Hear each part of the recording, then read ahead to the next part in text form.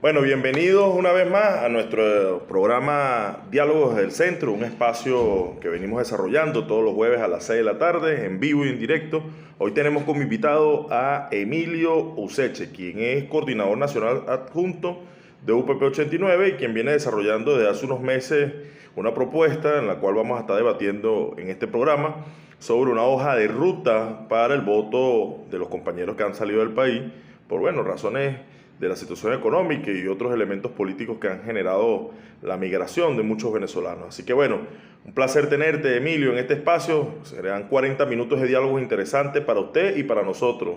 Bueno, muchas gracias César por este espacio. Un saludo a este esfuerzo que le hace bien al país en medio de una situación, digamos, de falta de información veraz, transparente para los ciudadanos, y creo que estas ventanas nos abren una oportunidad para comunicarnos con la gente.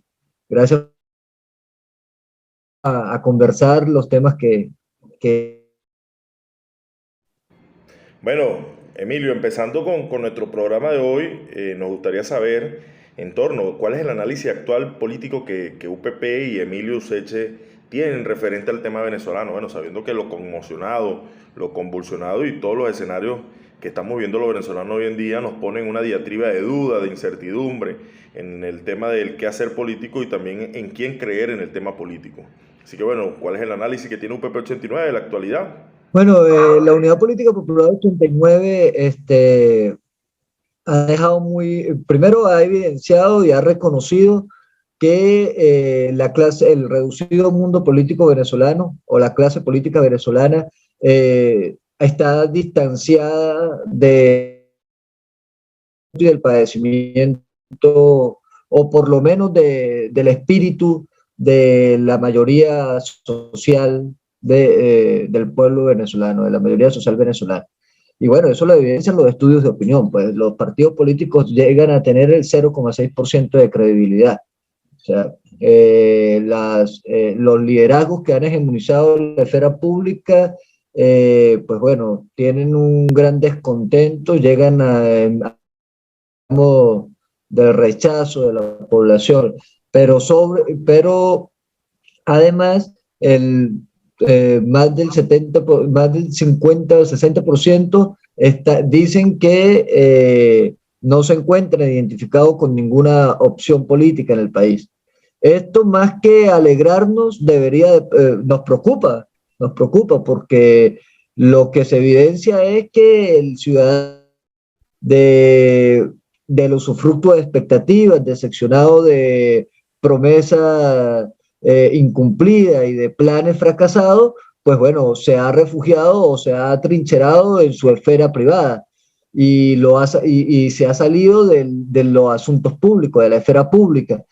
Y eso ha permitido que las grandes decisiones del país, como la administración del erario público, el qué hacer con nuestras riquezas, nuestros recursos naturales, con nuestras condiciones de vida como sociedad, pues las termine tomando un pequeño grupo a espaldas o alejado de la situación nacional, porque viven en condiciones de privilegio que les da el poder, porque aquí como herramienta o como competencia para impulsar soluciones. Y bueno, esto es una situación que nos pone en un gran desafío, por lo que yo llamo, yo sustento, digamos, esta tesis de algunos estudiosos, que estamos en una ruptura paradigmática y en una crisis civilizatoria.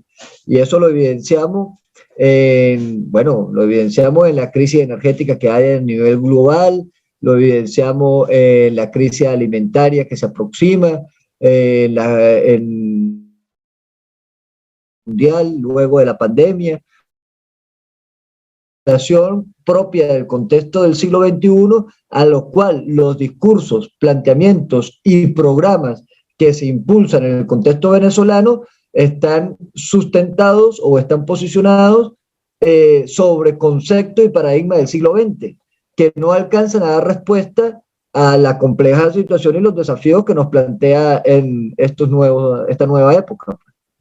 Aprovechando en este escenario sobre los desafíos que se atreve Venezuela hoy en día en esta nueva época, ustedes se han desarrollado una propuesta interesante sobre una hoja de ruta para el voto de lo que obviamente son los venezolanos que están fuera. Y es una de las peticiones que muchos venezolanos tienen hoy en día. El qué hacer en la participación democrática o cómo hacer para que los que están afuera puedan participar en estas elecciones que vienen.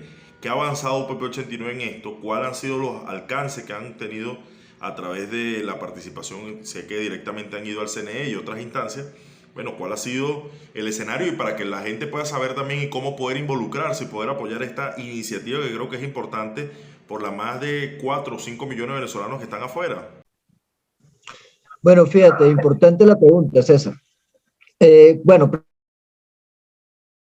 un poco las acciones que hemos venido desarrollando. Estas acciones ante el Consejo Nacional Electoral, en esta, los venezolanos que estén afuera, según la ley orgánica de procesos electorales en su artículo 124, tienen la facultad de votar la elección presidencial o por la elección, sí, en este caso es presidencial nada más, porque todavía no se puede votar por parlamentaria. Solamente para procesos nacionales, perdón. Sí se puede votar para parlamentarios, pero no se puede proponer candidatos de la diáspora hacia el parlamento como en otros países.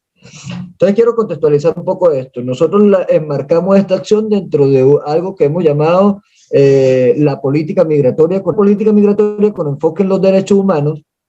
Se sustenta en una investigación etnográfica que hicimos recorriendo a través del proyecto Huellas en el Sur, recorriendo 8 países de Sudamérica. Atravesamos Colombia, Ecuador, Perú, Bolivia, Chile, Argentina, Uruguay y el sur de Brasil, entrevistando a migrantes y a nacionales. Eso lo hicimos entre el 2018 y el 2020. Allí hicimos un levantamiento etnográfico de la situación del fenómeno migratorio. Y bueno, evidenciamos varias cosas, pues llegamos a varias conclusiones. Bueno, primero que la crisis migratoria venezolana dio cuenta de lo limitado de los sistemas migratorios en cada uno de los países, ¿sí? Que a la crisis migratoria se le dio un tratamiento geopolítico, ¿no? En donde hubo posicionamientos como el del Grupo de Lima, posicionamientos como el de Almagro en la intervención a Venezuela. El Grupo de Lima planteaba la presión diplomática y el no reconocimiento del gobierno de Maduro, y el tercer posicionamiento era un posicionamiento de negación, o es un posicionamiento de negación de la diáspora venezolana, que fundamentalmente lo tiene el Estado venezolano. ¿Y qué decimos nosotros? Que hasta que no se reconozca que existe una diáspora, o sea, un reconocimiento, digamos, oficial por parte del Estado, no solamente mediático, sino oficial por parte del Estado, no podemos avanzar en la construcción de políticas públicas para garantizar los derechos humanos a los migrantes. Y bueno, y eso lo evidenciamos en el drama que están viviendo nuestros migrantes. Y no solamente nuestros migrantes, las personas que están en tránsito, sino también las familiares que se quedaron acá. Entonces, ¿qué hemos dicho nosotros? Que dentro de los derechos humanos, los derechos políticos son parte de los derechos humanos. Entonces, un derecho humano que se está violentando, o un derecho humano más que se le están violentando a los migrantes. El primer derecho humano que se le está violentando a los migrantes es el derecho a la identidad, y eso es producto de la falta de atención por parte del Estado venezolano a través del servicio consular a estos migrantes. ¿Qué hicimos entonces nosotros? Fuimos al Consejo Nacional Electoral y pusimos una hoja de que el Consejo Nacional Electoral oficiara formalmente a Cancillería para que Cancillería coadyuvara el proceso de iniciar el registro electoral en el exterior, ¿sí? Que eso es algo que no necesitas tener, o sea, el registro electoral venezolano, según las leyes, es continuo. O sea, debería de hoy estar en cualquier consulado del funcionario consular para recibir los datos de cualquier migrante para inscribirse en el registro electoral. Entonces ahí viene la pregunta, ajá, pero ¿cómo hacemos con los países en donde no hay consulado, en donde no reconocen a Maduro? Bueno, entonces ahí hay que hacer un análisis detallado. De los 6.8 millones de migrantes que dice los organismos internacionales, la plataforma interregional, eh,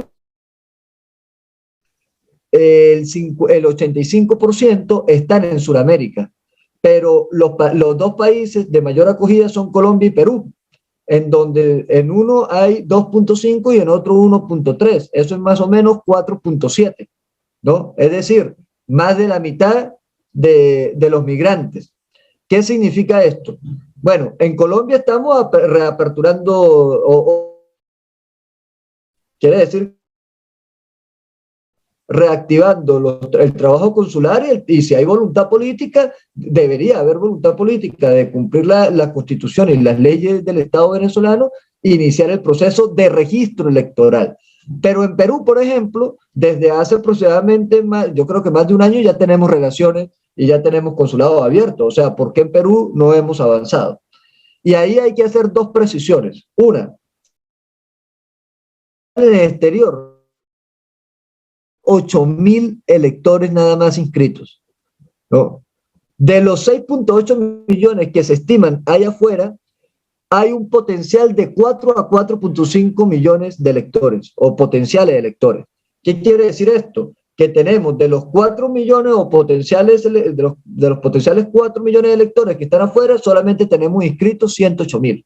Es decir, lo primero que tenemos que sincerar es el registro electoral del exterior, porque eso nos va a permitir, bueno, clarificar políticas públicas en ese sentido. La segunda recomendación que hicimos fue que el Consejo Nacional Electoral, que instaláramos una mesa de trabajo para confeccionar un reglamento especial para el voto en el exterior y así cumplir con lo que mandata el artículo 124 de la Ley Orgánica de Procesos Electorales, que dice que el Consejo Nacional Electoral debe reglamentar el voto en el exterior. Ese trabajo lo hizo con Márquez, con el rector Márquez, 11 jornadas de trabajo, un reglamento que tiene 9 capítulos, 193 artículos. Hemos dicho, nos hemos comprometido a no hacerlo público hasta que el directorio no se reúna y no lo debata, porque eso es lo más, digamos, ético y hay que resolver a lo interno del Consejo Nacional Electoral, que es que Tania D'Amelio dejó interpectivamente de ser rectora del CNE para ser tribunal del Supremo, para ser magistrada del Tribunal Supremo de Justicia, y aún su suplente, que es el rector Parica, tengo entendido, no ha asumido sus funciones como rector principal. Eso no genera quórum, son 5 directores haciendo los lobbies necesarios, las reuniones necesarias para que el Estado venezolano, porque yo creo que más que el gobierno, el gobierno va a permitir que voten los migrantes afuera. Bueno, yo creo que más que el gobierno es un tema de Estado, o sea, el Estado tiene que responder por los derechos de todos los ciudadanos. Y los ciudadanos tenemos que estar conscientes de los derechos que tenemos y asistir al reclamo. En ese sentido, ¿qué acciones hemos tomado? ¿O en qué acciones continúan? Bueno, y la tercera recomendación es iniciar una campaña comunicacional sobre este tema. A ver, ahí hay trabas, hay actores que quieren instrumentalizar la migración solamente porque estamos en coyuntura electoral. Nosotros hemos dicho claramente que para nosotros el trabajo de la migración en el hecho consideramos que es no solamente pertinente, sino es un derecho que los venezolanos que estén afuera deben de participar en las decisiones políticas del país de cara al 2024. Pero además, ¿por qué deben de participar? No solamente porque sean venezolanos, sino porque según Ecoanalítica, Adrúbal Olivares, el 6% del PIB es representado por las remesas, pero además el 52% encuesta en COVID tienen en promedio entre 1 y 3 miembros fuera, integrantes afuera. Es decir, que esto es algo que le compete no solamente a los 6 millones de personas que están afuera, sino a todos los venezolanos, o sea, y nos atraviesa a todos, pues. Entonces, bueno, creo que ellos es un derecho legítimo que tienen como venezolanos de participaciones de otro elemento que hemos visto que es, digamos, es un obstáculo para esto, es que hay mucho uso, digamos, calculado sobre el tema. No hay un uso, o sea, no hay un uso transparente. Conseguir las soluciones al drama de la migración.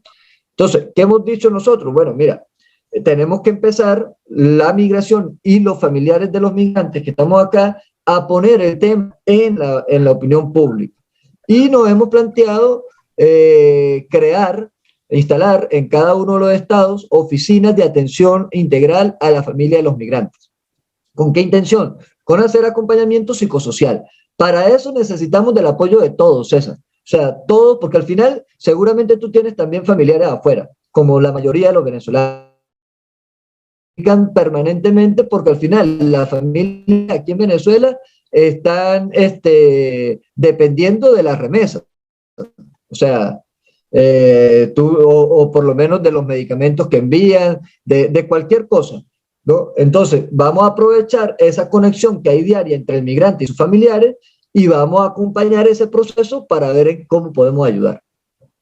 Emilio, aprovechando que tú manifestaste hace rato que, bueno, muchos actores políticos están aprovechando el tema de la migración como una coyuntura por el escenario electoral, entendimos y vimos en algunas noticias que UPP 89 manifestó la voluntad de participar en la primaria que está convocando la plataforma unitaria.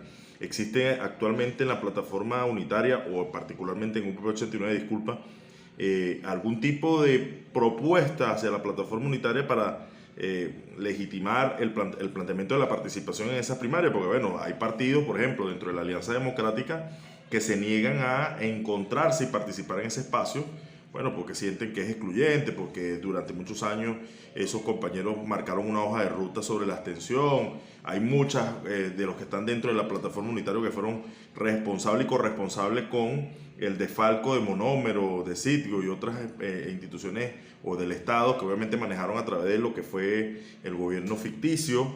Entonces nos gustaría saber qué ha hecho UPP 89 sobre eso y cuál es la propuesta que pone UPP 89 sobre la mesa en la plataforma unitaria, entendiendo que hay otros actores tratando de alejarse de esa propuesta de las primarias, están llamando a un outside, están llamando a un consenso, están llamando a acuerdos en otros factores, hasta los que se llaman independientes plantean ese tipo de ruta. Bueno, fíjate, en primero hay que ser, es responsabilidad de mi parte hacer una apreciación para quienes nos escuchan. Nosotros no hacemos parte de la plataforma, o sea, la UPP 89 no conforma la plataforma unitaria democrática. Ahora, la UPP 89 sí considera que en esta coyuntura, aunque no les gusten, a nosotros no nos gustan las primarias, a nosotros, a ver, en una sociedad con altura política o con alta cultura política, por lo menos el consenso es el mejor proceso para resolver temas políticos, porque bueno, sale más consolidado, porque hay menos confrontación. Pero como está la situación política venezolana y particularmente la situación política del pluralismo venezolano, como le llamo yo, o sea, de quienes nos enfrentamos al desgobierno de Nicolás Maduro, creo que van a ser las primarias las que van a terminar, o sea, creemos en las primarias como un instrumento más idóneo en esta coyuntura. ¿Por qué? No porque lo digamos nosotros, sino porque en el lo que nos dice es pónganse de acuerdo, yo quiero elegir a mi candidato en primaria. O sea, el ciudadano que no tiene nada que ver con política dice, mire, estoy cansado de todos ustedes, por favor pónganse de acuerdo, convoquen unas elecciones primarias y díganme quiénes son los candidatos para aquello. Y bueno, cada quien da su apreciación con respecto a los líderes que han hegemonizado la política y la esfera mediática, ¿no? Yo evito hacer aquí, no se trata de seguir construyendo la política a partir de las descalificaciones, sino más bien construir la política a partir de la propuesta. 89. Bueno, nosotros y de confraternidad con compañeros que están, por ejemplo, la tesis de construir una fuerza desde el centro y plantear como por ejemplo, bueno, Unión y Progreso, con Alianza Centro también, hemos tenido conversaciones con Alianza del Lápiz, ¿no? Y hemos tenido conversaciones, tres reuniones con el secretario ejecutivo de la plataforma unitaria, para al tanto de cómo va ese proceso de primaria. ¿Cuál es el interés de la UPP 89? Que el proceso de primaria proceso democrático para resolver el problema político del pluralismo venezolano. ¿Qué hemos dicho nosotros?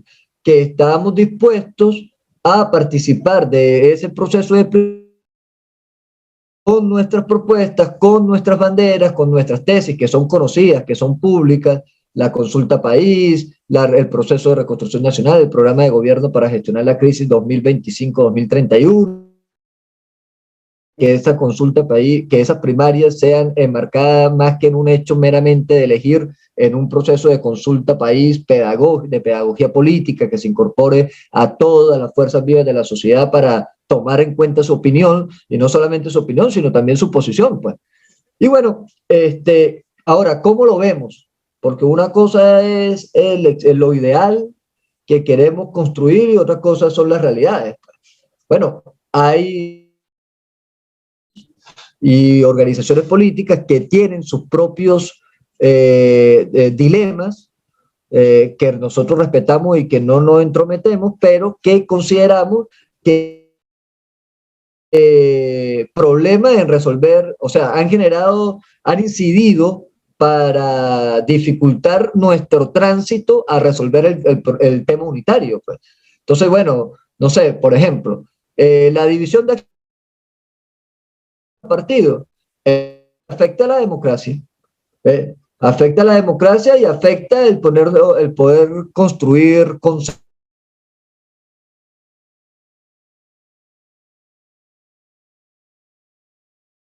No le hace bien a la democracia y no le hace bien a la politizado, no le hace bien a la democracia y a la política venezolana que haya descalificaciones entre los liderazgos, ¿no? Que haya falta de rendición de cuentas públicas. O sea, eso no le hace bien al país, eso no le hace bien a la democracia. ¿Qué decimos nosotros desde la UPP 89? Bueno, que la ciudadanía entonces en este momento, y volvemos con la primera pregunta, que es en donde está, yo creo que el problema de las primarias, más que candidatos, el problema de las primarias o del consenso es que la gente confíe en ese proceso.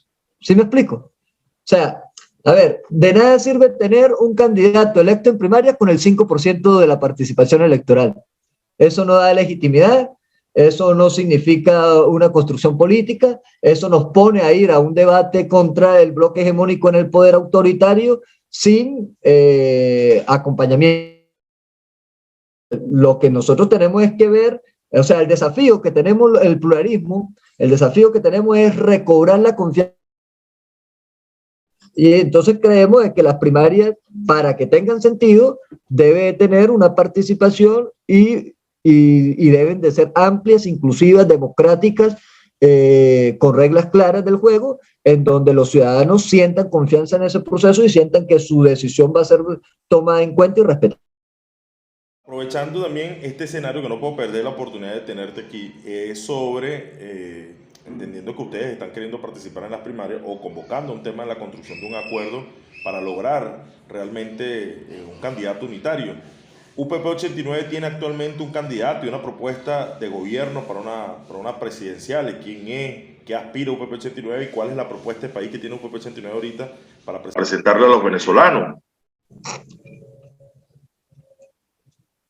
Bueno, fíjate, la Unidad Política Popular 89 ha tenido una coherencia en su accionar político.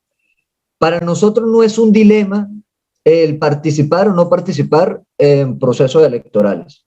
O sea, desde el 19 de enero del 2000 Electoral nos certificó como organización política nacional en todos los procesos electorales. Participaron en las municipales, en las regionales de agosto del 2017, después en las municipales de diciembre del 2017, después presentamos en las presidenciales del 2018 no solamente una candidatura propia, sino además un programa que se llamó La Vía para Salir de la Crisis. Participamos en el 2020 en la Asamblea Nacional con el plan de gestión en donde propusimos la ley de movilidad humana. Participamos en las regionales del 2021 con la propuesta Acuerdo País, acuerdo por una plataforma independiente de líderes independientes, alternativa de líderes independientes de la sociedad, en donde hubo muchos compañeros que no militan con nosotros, que fueron candidatos en nuestra plataforma. Y bueno, y estamos dispuestos a participar en el 2024, el 2029 y en el 2030, que son los próximos procesos electorales en esta década. Nos hemos planteado, hemos decidido que la UPP 89, en un eventual proceso de primarias con reglas claras, con amplio, democrático, vamos a presentar nuestra propuesta candidatural y nuestro programa, que lo estamos confeccionando, que se llama el Programa de Gobierno 2031, que es una actualización del programa presentado a los venezolanos en el 2018. Hemos usado el programa de gobierno que presentamos formalmente al país en el 2018, lo hemos contextualizado a la realidad actual y vamos a plantear, porque ¿qué decimos nosotros?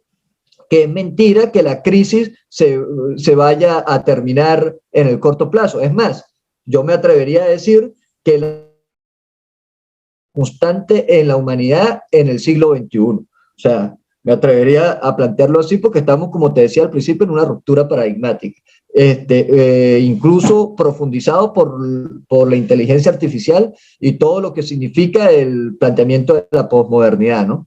Que bueno, que ahí hay todo un debate por dar, en donde Venezuela es clave porque Venezuela tiene las materias primas necesarias para el desarrollo de ese nuevo orden civilizatorio. Es decir, que nos correspondería a nosotros dejar de estar señalándonos y calificándonos entre nosotros y ponernos a hacer la tarea en CES, debatir cuál va a ser nuestro rol en el concierto de las naciones. 33% de las materias primas necesarias para el desarrollo del mundo globalizado, del mundo del norte global. Entonces, pero vuelvo al tema, vamos a tener nuestra candidatura, vamos a tener nuestro programa de gobierno 2031 y nosotros ¿qué decimos? Decimos, vamos a hacer esa propuesta en ese proceso de primaria, esperemos que el proceso de primaria se dé correctamente, queremos convertirnos en un factor que convoque a todo el pluralismo a resolver ese problema allí en democracia, pues, ¿no? Allí con propuestas claras. Yo creo que el país necesita, a ver, ¿cómo lo veo yo? Quizás es un sueño, pero bueno, de eso se trata, de soñar y de luchar por los sueños. Yo creo que Venezuela, el pueblo venezolano, debería de asistir o quiere asistir a un debate político de altura en donde escuchar todos los paradigmas, el social cristiano, el socialdemócrata, el liberal, el neoliberal, el comunista, porque lo hay, el que venimos de lo popular, porque tú sabes en dónde vivimos nosotros, hermano, ¿no? Que venimos de la democracia protagónica, democrática y participativa que establece la Constitución del 99. Nosotros hemos sido defensores de la Constitución del 99 siempre y aún más cuando la han violentado tanto. Y bueno, y los venezolanos estudiarán cada una de las propuestas y tomen sus decisiones. Emilio, aprovechando que nos quedan 5 minutos y entendiendo, bueno, que UPP 89 está presentando una ruta internacional, está presentando una propuesta nacional que está desarrollando sobre un plan de gobierno. Ustedes presentarán próximamente quién será el candidato UPP 89. En el 2018 creo que fue Reinaldo uno de los candidatos que ustedes tuvieron. Obviamente, a lo mejor vuelve a ser o modernizarán la propuesta o como lo está planteando, dentro del consenso de algunos factores, ustedes tendrán un acuerdo unitario y apoyarán a alguien. Eso es interesante, pero ¿qué mensaje le darías tú a los venezolanos hoy que están desencantados en estos 5 minutos que te quedan de entrevista, que obviamente necesitan encontrar una alternativa? Porque si algo generó Chávez fue un fenómeno de la politización de la ciudadanía. Muchos ciudadanos hablan de política. Y si algo ha generado este periodo de gobierno, tanto de Nicolás Maduro como el conflicto contra la Mesa de la Unidad Democrática y los factores obviamente que han generado todo el colapso y la crisis económica y política, es que la ciudadanía se desconecte del escenario político. Nadie quiere participar en los consejos comunales, la gente no le interesa si se coge un liderazgo de una comunidad porque estamos resolviendo día a día el problema personal. Entonces, ¿cuál es el mensaje que da UPP 89 a esa gente que necesita reconectarse con el espacio del quehacer político día a día? Primero que hay que trabajar, tenemos que trabajar, hermano. Tenemos que trabajar por reconstruir este país. O sea, a ver, Venezuela es una casa que está destruida. Yo no me voy a detener en buscar los culpables de esa destrucción. Yo en trabajar y en construir ideas, en buscar la forma, en invitar, en construir alianzas, alianzas concretas, no alianzas electorales, no solamente alianzas electorales, que ahí es donde vamos a aterrizar, sino alianzas concretas. ¿Qué son alianzas concretas? Concha, hermano, ¿cómo hacemos los venezolanos para hacer una parrillada? ¿Cómo lo hacemos? Bueno, hermano, uno busca la parrilla, otro pone un poco para la carne, otro pone lo que tenga, pues. Yo creo que a nosotros nos toca, aunque eso suene mucho más compleja que hacer una parrillada, ¿no? Es mucho más compleja porque además hay muchos egos, hay muchos intereses, hay mucho egoísmo, hay mucha mezquindad en el liderazgo venezolano, hay mucha gente que, cónchale, que no entiende que el tiempo pasó y que cometieron errores y que tienen que asumir los errores ante el país. Bueno, pero como yo ni tú cargan esa cruz porque somos de otra generación, bueno, nosotros necesitamos como generación decirle al país generacional, entendamos que hay un cambio de época, que necesitamos ponernos de acuerdo cómo asumir los desafíos del futuro y que para eso la gente tiene que ayudarnos, hermano, porque esto es para todos.